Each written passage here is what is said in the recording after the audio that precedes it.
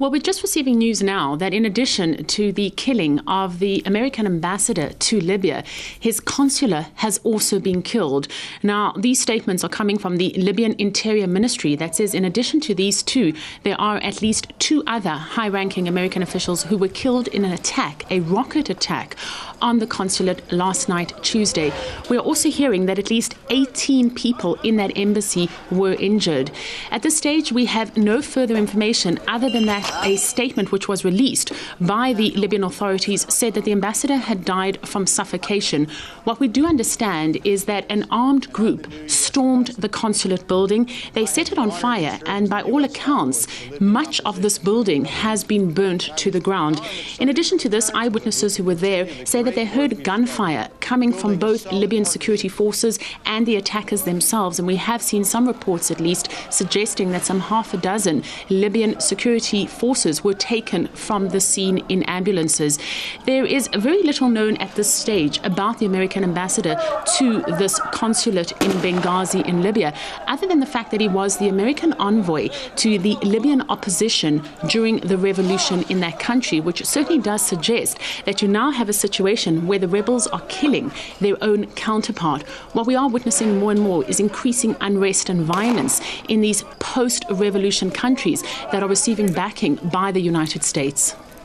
Now, Paula, why such a violent reaction to this film?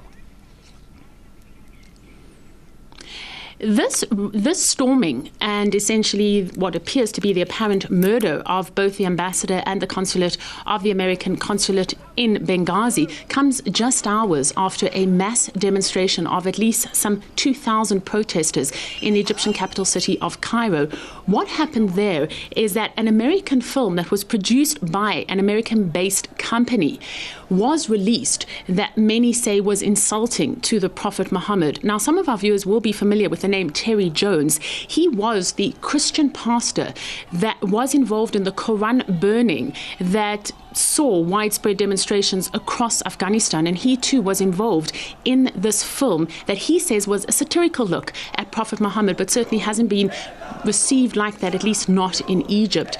Now, what we had in Egypt was indignation, people taking to the streets. They pulled down the flag of the American embassy. They replaced it with a black flag that said there is no God but Allah. We know that Egyptian police are now on standby for further protests today, Wednesday, in the capital city of Cairo. Police are gathering as we speak. At the same time, we're also hearing of demonstrations being planned in Tunis, the capital city of Tunisia. Both of these will be anti-American demonstrations, again showing just how volatile this region is, particularly in these post-revolution climate that has seen these countries in an instability, largely because of what has happened and a lot of confusion over the role of Western powers in the so-called revolutionary process. Right, that's RT's Middle East correspondent Paula Slier giving us the latest on the story. Thank you.